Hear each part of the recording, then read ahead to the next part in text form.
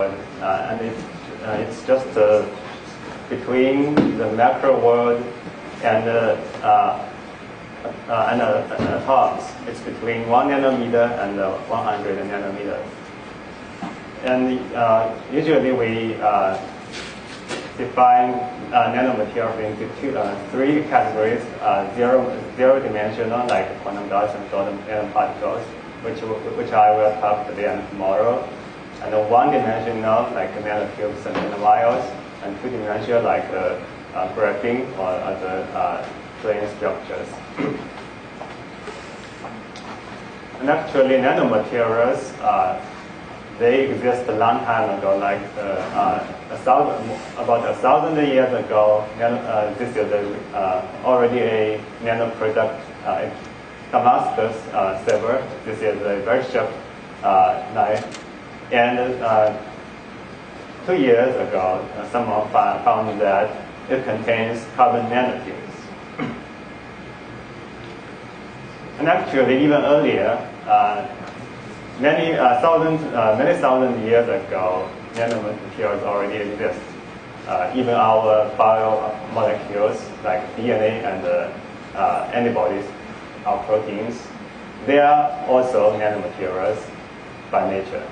Like this DNA molecule, it's 2 nanometers in diameter. And this antibody protein, it's about 10 nanometers in diameter.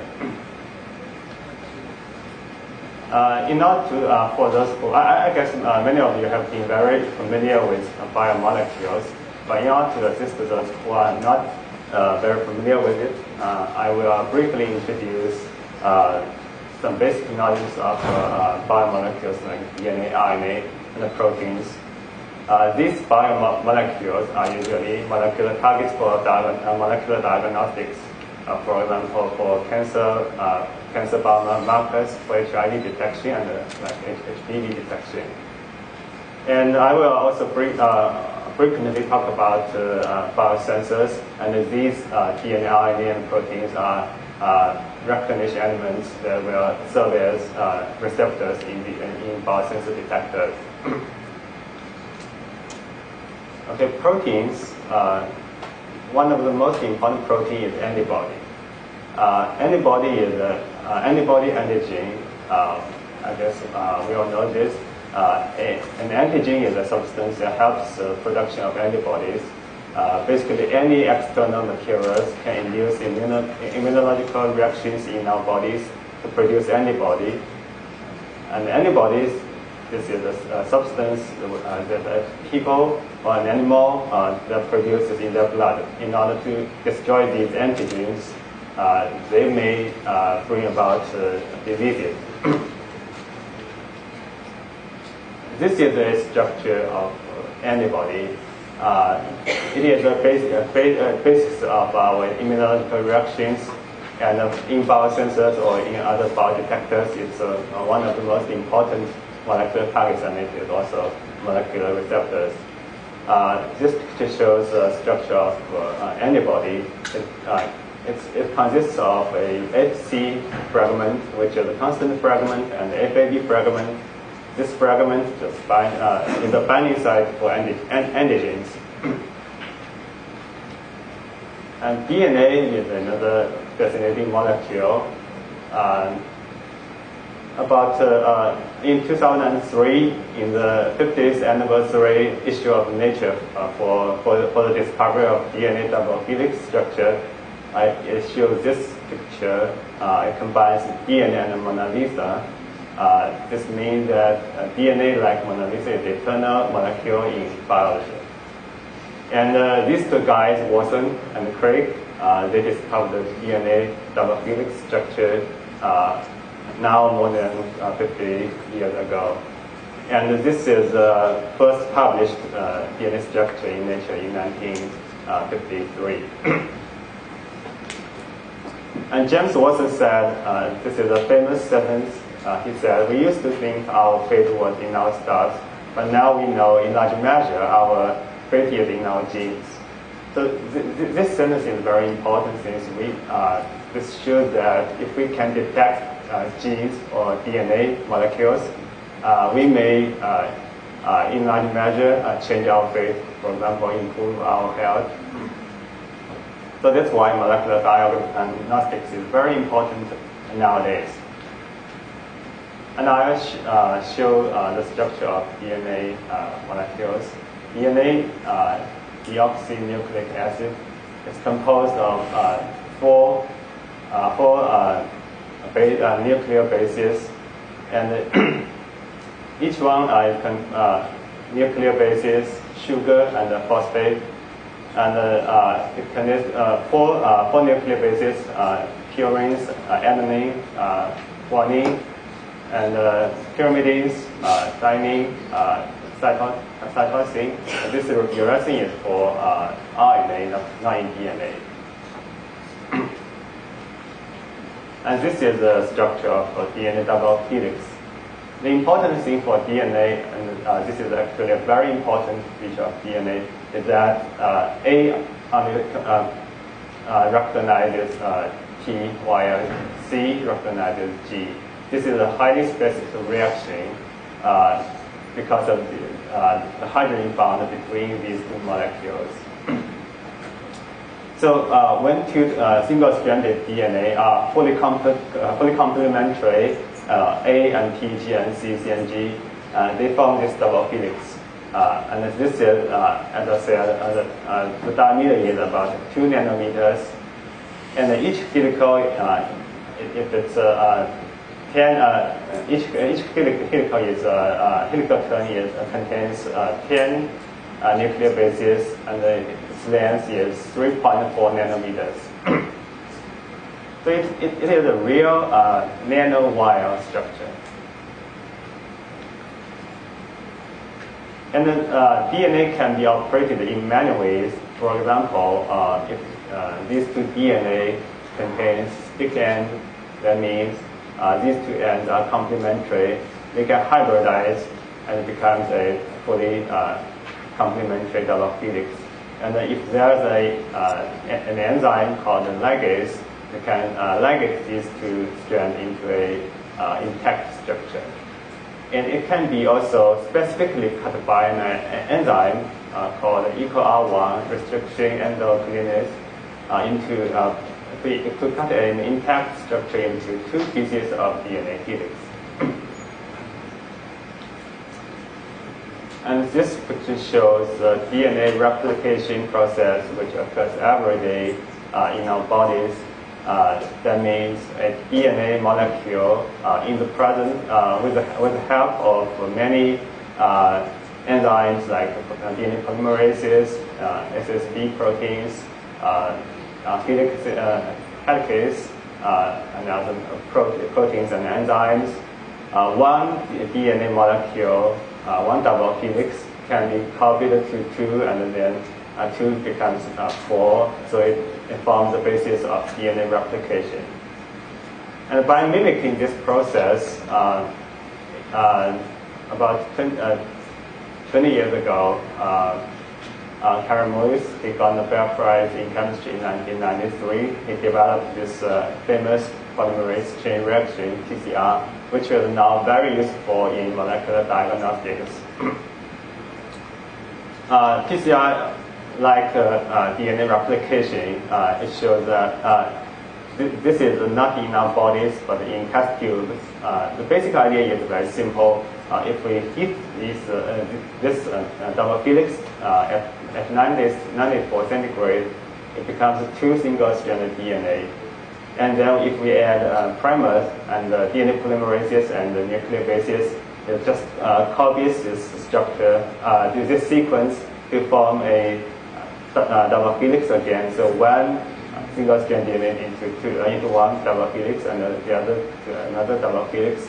So from one copy of DNA we got 2, and from 2 we got 4, and then after many cycles, for example 35 cycles, it becomes billions of copies of DNA molecules.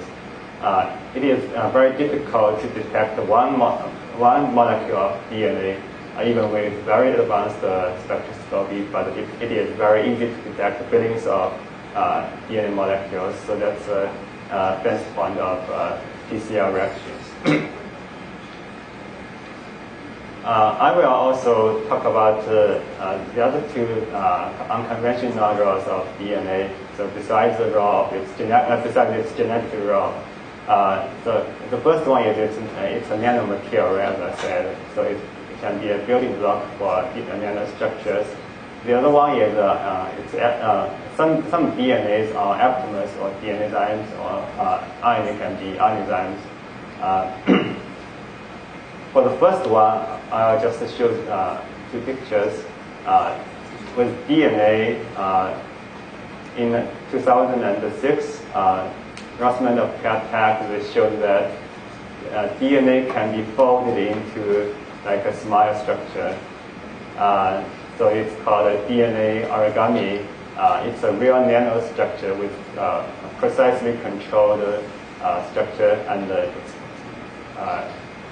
exactly for bottom to top nanofabrication process.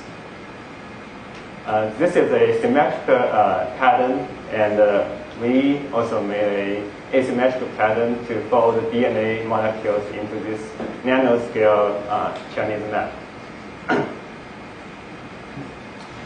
An aptamers is a very unconventional, fairly newly known function of nucleic acids. Not like typical genetic role of DNA molecules.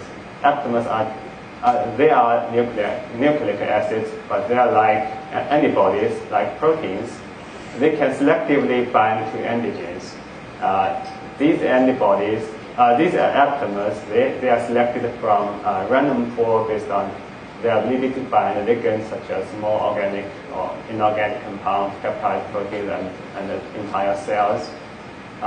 Like here, this iron, this is an iron aptamer for this copper-mycin. It forms this tertiary structure just like the binding of antibody and antigen. So the selectivity of this RNA structure is very high for this copper-mycin.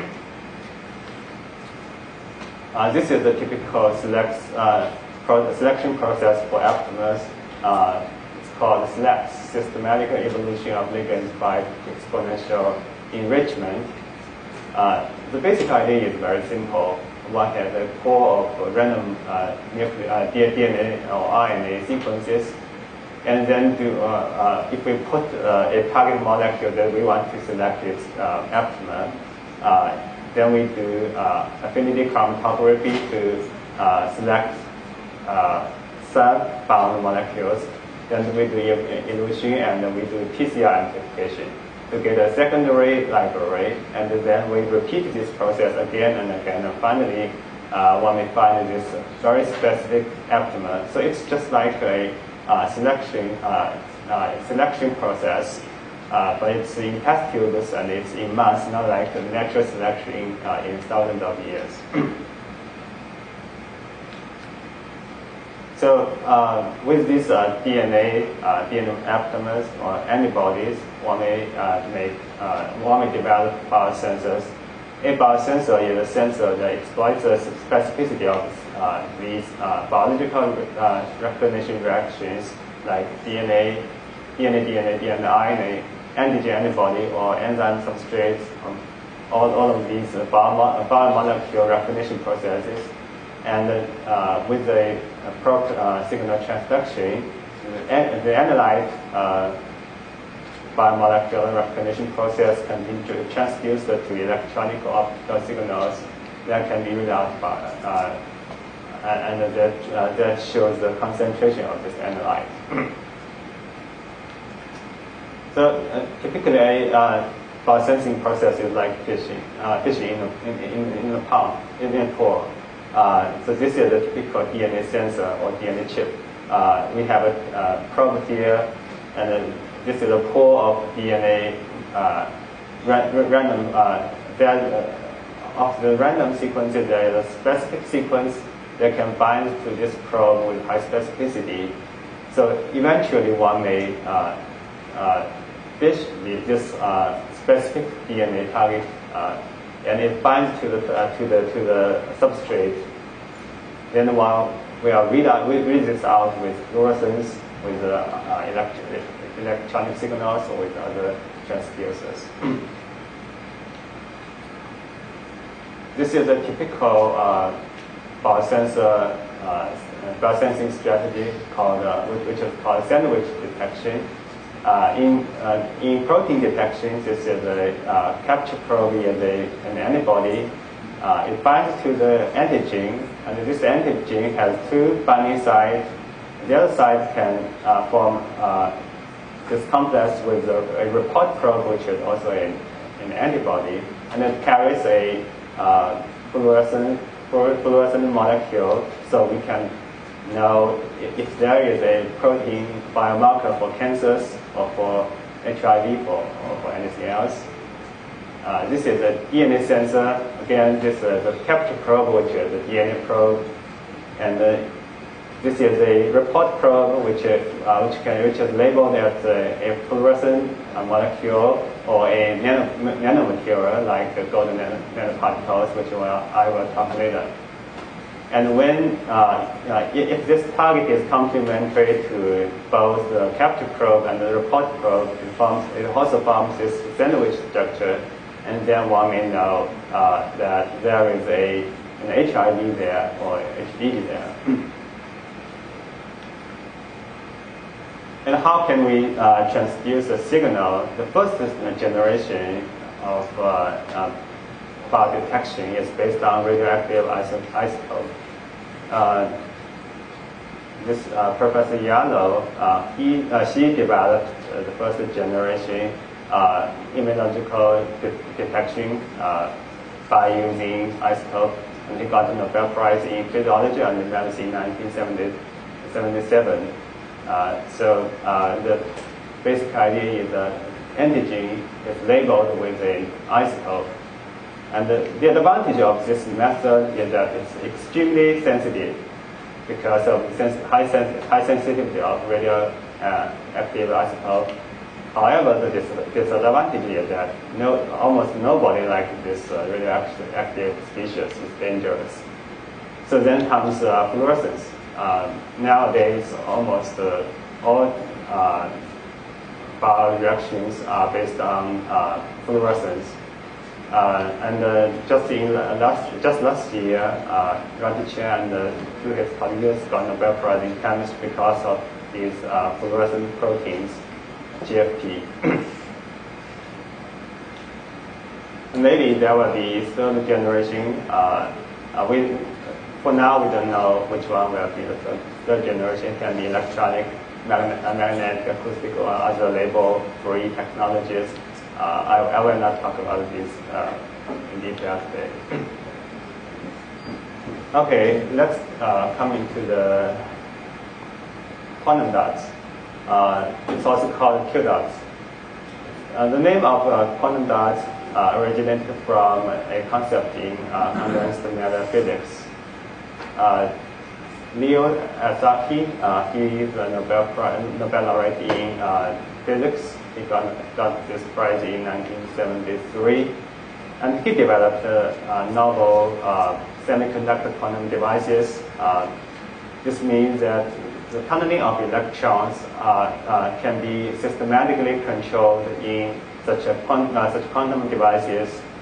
And there are basically three quantum confined systems. This means that few layers of atoms are confined in one or several dimensions. For example, in quantum wells, it's in sheets, and in quantum wires, it's in lines. And if it's quantum dots, Q dots, it's in dots. Q dots are sometimes called artificial atoms because all atoms are confined in all the three dimensions. And in biology, it usually refers to zero-dimensional colloidal semiconductor fluorescent nanocrystals. They are in solution because in biology mostly molecules are in water. So like an atom or a molecule, Q dots have discrete electronic energy levels. However, in Q dots, the spacing of electronic energies are precisely tunable because it depends on the size of Q dots. And Q dots can be chemically synthesized to obtain well-controlled sizes and shapes. So this means we can precisely control the spacing of electronic energy level. Q dots are mostly useful as a fluorescent nanomaterial. Then why Q dots are fluorescent? This is basically because it's a semiconductor. We all know that when if we hit a semiconductor by a minimal amount of light, electrons are excited into higher energy states. Then when it goes back to the ground state, it emits photons. Then it emits colors, which is characteristic of the materials. So because it's basically semiconductors like cadmium and selenide, so it's usually fluorescent. But we also know that Q dots are highly fluorescent. It's more fluorescent than any other semiconductors or many other dyes. Then why? It is because of this exciton radius. By exciton radius, it means that excited electrons, they dwell at a certain fixed distance from the positive charge they leave behind. In semiconductors, the exciton radius is usually 5 to 10 nanometers. However, in Q dots, the size of Q dots is usually smaller than this exciton radius. Then it brings about an interesting feature. So, because of this quantum confinement, more energy is required to force electrons out of the ground state. This means that more energy will be released when electrons goes back to the ground state. So it shifts the color of emitted light to the short wavelengths. The smaller the size, the shorter wavelengths. And because it releases more energy, it's more fluorescent. And for typical Q dots like cadmium selenide, the size is usually 2 to 6 nanometers. Its emitted color can cover almost all the visible spectrum. Q dots have been known for many years, but the first biological application was by these two guys, Paul and Shumini. They published back-to-back papers in Science in 1998, almost at the same time. So why Q dots in physics is different from that in biology? Because this is all because of the water. It has to be water soluble. In biology, this is a typically used Q dots in biology. It's a cadmium. The core can be cadmium selenide, and or other cadmium-based materials, and it has other outer shells like zinc sulfide to make it more biocompatible, which I will talk a little later. And then at the even outside, one may coat antibodies or proteins to make it as a receptor.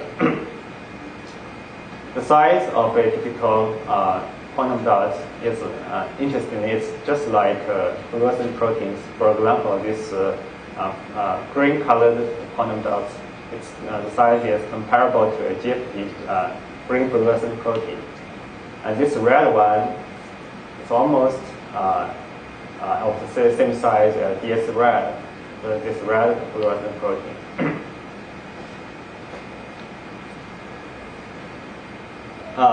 In early days, Q dots are synthesized in organic phase. based on high temperature thermolysis of organometallic compounds.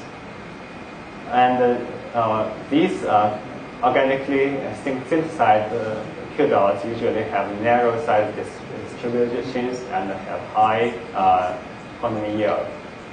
And Paul Aliversakos, his technology has been the basis of this quantum dots company, and now it's owned by Invitrogen.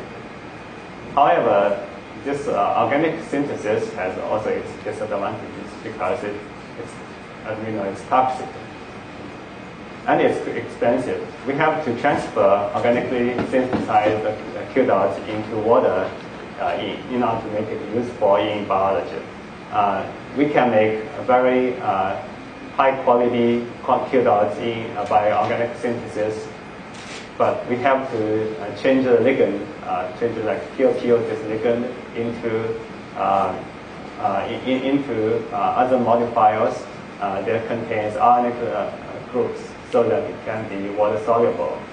Or we have to add polymer shells to Q dots in order to make it water soluble. So all these processes increase the cost of Q dots. So that's why Q dots is very expensive nowadays. More recently, my collaborator, Professor Lianghui Wang in Fudan University, he developed a new technology that can synthesize Q dots just in water, just from water. So why Q dots were not synthesized directly from water? This is just because water synthesized Q dots usually have high surface defects. So which makes these Q dots less fluorescent. The quantum yield is much smaller than that from organic synthesis. However, Professor Wang they showed that with the help of microwave irradiation, they can produce high quality Q dots directly from aqueous solution. These are Q dots from directly synthesized from water. If the quantum yield is as high as from the quantum dot company.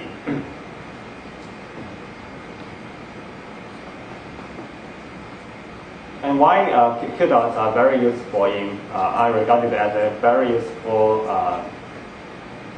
fluorescent material in biology. And this is because Q dots have many attractive features. The first one is that it offers narrow excitation waves. This is rhodamine. This rhodamine is an organic dye. You can see that the half peak width is about 50 nanometers, and it has a red tail.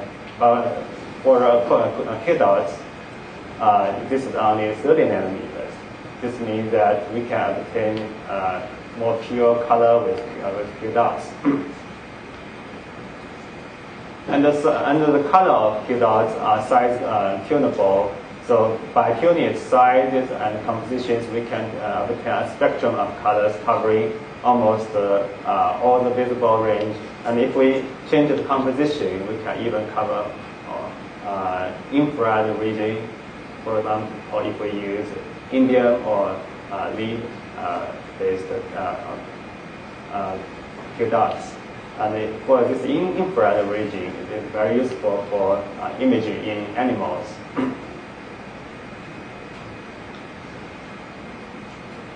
And then the other very important thing is that Q dots can be easily modified with a range of molecules, so that we can attach proteins or DNA molecules at the surface of Q dots. This is very important in biology. Otherwise, we cannot do anything if we have only have bare Q dots without any functional groups that can be attached to biomolecules.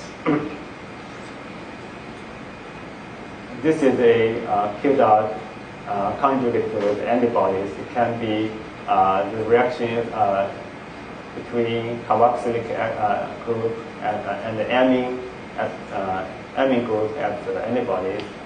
It can be also, because many antibodies can contain sulfur groups, it can also self-assemble at the surface of Q dots to form this structure. This is a very interesting property of Q dots. Its photostability is very high, so that means this Q dot is resistant to photobleaching. In many applications, like in single molecule detection, we know that photobleaching is a significant problem, but for Q dots, it's highly photostable. From this experiment, we can see the difference. This is a cell. In this line, the nuclei of the cell is stained with Q dots labeled with antibodies, while the microtubule of this cell is labeled with an organic dye elixir. This is organic dye is in green color, while this Q dot is in red color. If we irradiate it with light, with a laser, we can see that after almost 20 seconds, the green light decays. After 60 seconds, almost no green light. However, even after 180 seconds, the color of Q dots still exists. If we reverse it, the nuclei is with the elixir, and the the microtubule is with the Q dots. Again, with the time, irradiation time, the dye decays to we almost cannot see the dye color at about 60 seconds, while at 180 seconds, we can still clearly see the color of Q dots. So I summarize the advantages and disadvantages of Q dots and organic dyes and fluorescent proteins in this table. Organic dyes, they have the smallest size because they are molecules, so this is very important in biology. This is actually one major disadvantage of Q dots. The size is relatively large, about several nanometers. So probably it will interfere with biological reactions, biological interactions, protein-protein interactions, or protein-DNA interactions in vivo. However, it is still very useful because of these interesting properties, like its wide excitation and sharp emission, and its high brightness and high photostability, and it can be fairly easily conjugated with biomolecules. And the cost, however, the cost is still high.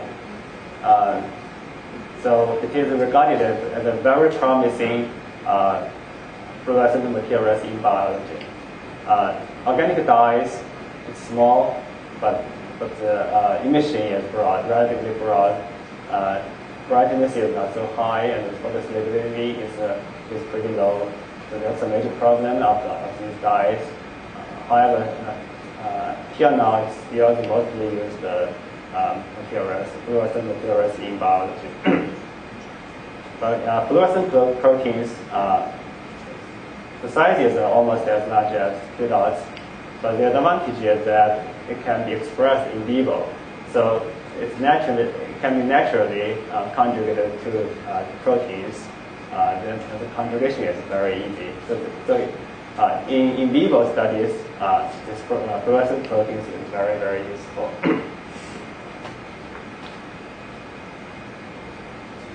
Then I will show the experiments about the biocompatibility of Q dots. As I said, Q dots are composed of mostly of cadmium, materials. We all know that cadmium ions are highly toxic. So indeed, if we treat K562 cells with cadmium calamide, we can clearly see that after a few hours, almost all cells will die. But we can still make it more biocompatible by coating this core material with a shell of cadmium sulfide. Because cadmium sulfide releases less cadmium ions, so it's less toxic to cells.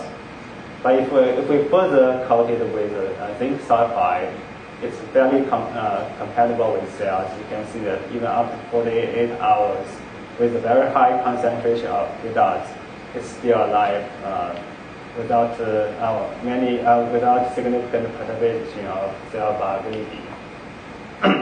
So this shows that with a proper treatment, with proper modification of Q dots, we can make it very useful, compatible with cellular imaging. To make it very useful materials in biology. This picture shows that K562 cells can be labeled with two colored Q dots, green and yellow. I will show a few applications, examples of Q dots. First one is that Q dots can be used as fish tags. Fish means fluorescent is in situ hybridization. So with this fish technology and Q dots, one may easily stain cancer cells, and because of its high fluorescence and high fluorescence intensity and its high photostability, this makes a doctor very easy to use fish to probe cancer cells. This beautiful picture again shows that one may stain cells with different colored Q dots, like this microbiome is with red colored Q dots, and here it's with green colored Q dots, and so you can clearly see the structure of this microbiome.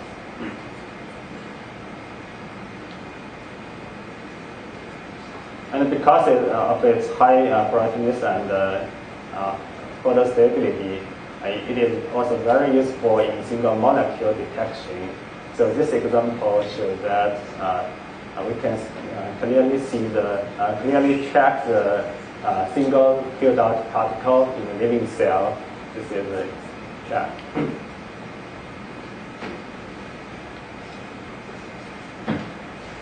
And in tissue imaging, it's also very useful. You can simultaneously identify several cancer biomarkers, like this ER, this is a protein biomarker, this PR and ERBB2 in the same tissue. And if a tumor is not so deep in animals, we can also use the fluorescence of Q dots to image it. However, if it's too deep, we cannot, because of fluorescence cannot penetrate the skin. In this mice, we can clearly see that this green colored, yellow colored, and the red colored Q dots show the position of tumors.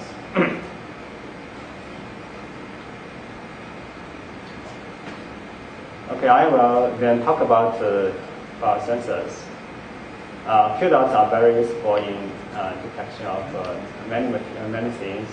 For example, in this protein sensors, we can immobilize a protein at the surface of Q dots. Let's think about this. If the protein carries a dye sequencer, it's located at it's held at a specific position away from the Q dots. Then the fluorescence of the Q dots will be partially quenched by this dye. So in this case, this is an example. This Q dot is labeled with NBP. This is a protein that can specifically bind to metals. If one labels this Q dot with NBP protein, and if there is a molecule, it composed beta CD, it can be inserted into NBP, and this is conjugated to QSY9. This is an efficient quencher. In this case, this quencher is very close to the surface of Q dots. So because of the bright phosphoresonance energy transfer, the emission of Q dot will be quenched by this dye. So we can see that this will emit very low fluorescence. But if there is a metals molecule, it binds specifically to this NBP protein. It displaces this beta CD from this binding site. And now this is metals, while this beta CD and QSY9 is displaced into solution, is released into solution. Then it's no longer close to the surface of Q dots. Then the emission cannot be quenched.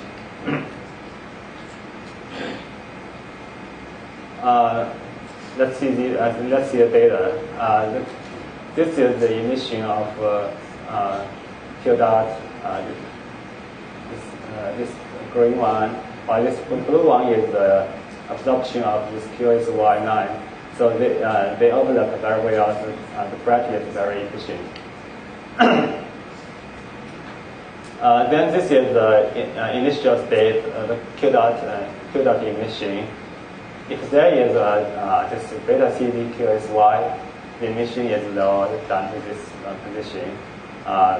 So this means that fluorescence is quenched. But if there is metals, we can see that with the increase of its concentration, the fluorescence clearly increases along with this metals. And we can get a dose response plot here. We can detect almost micromolar scale metals with this protein sensor with Q dots. This is a DNA sensor with Q dots. The idea is similar. One labels, let's see,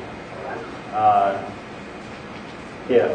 One has a probe, a capture probe which is labeled Biotine, and a report probe is labeled with Psi5. This is dye. And both probes are complementary to this target DNA sequence. So it forms this sandwich structure with both. If it's a corrected sequence, corrected target, it has both this Psi5 and the Biotine molecules in this sandwich structure. And this Q dot is labeled with avidine. Avidine has a very high affinity to Biotine. So this structure can be conjugated to this Q dot with the Biotine-avidine interaction. Then the Psi5 molecule is close to the surface of the Q dot, and we can see the bright effect now.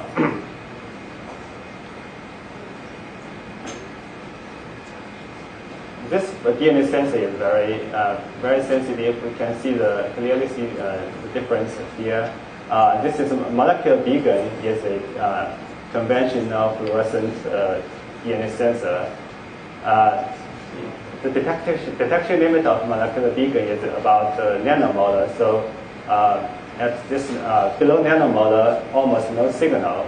But with this nano sensor with Q dots, we can still see the signal below nanomolar, and actually it's almost 10 femtomolar DNA can be detected with this nanosensor. Okay, I think I will stop here.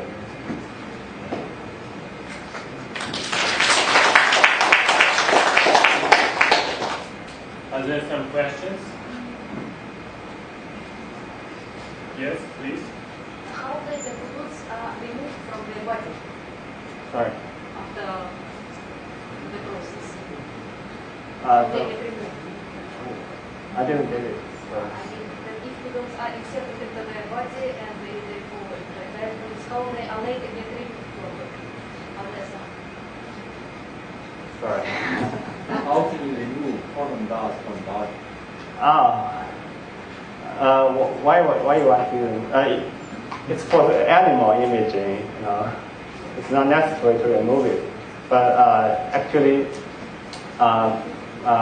animal will remove it by themselves. Yeah. But Q dots for now it cannot be used for diagnostics in human beings because of the safety issue. Like still it contains cadmium. Are there more questions? Yes. A long time ago, one form of quantum dot is breaking. How is it?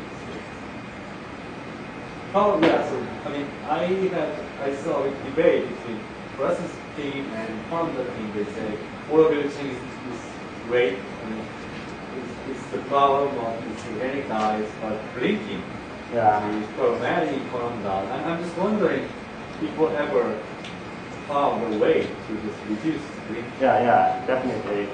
This is a very good question. Actually, I think right this year there's a paper in Nature that shows that with the proper modification of the surface of Q dots, one may get a non-blinking Q dot. How surface can you use basically switching between single and triple space? I don't know much about the physics, sorry. But I guess in one of the shows in Nature this year,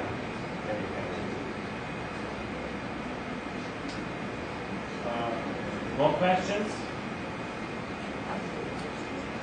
Yes, please. wanted to ask what is more prospective for biology to use fluids or magnetic nanoparticles? Could you compare them?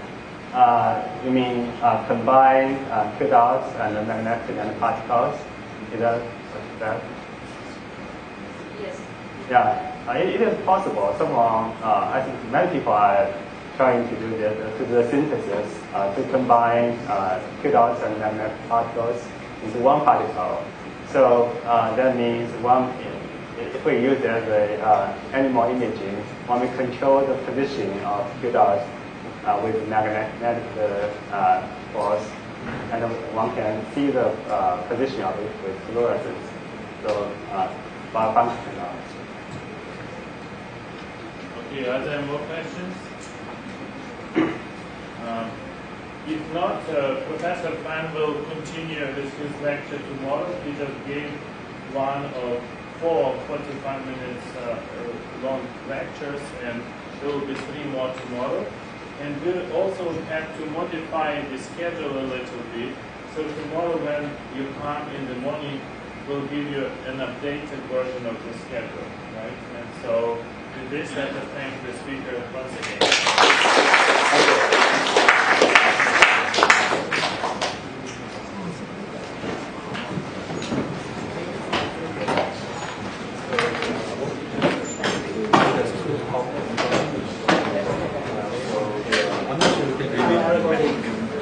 I know most of my... Your supper tonight is also arranged in this institute. Okay.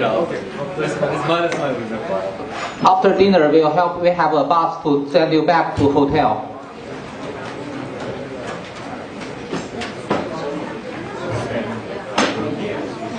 Yes. Okay, same building as we have lunch.这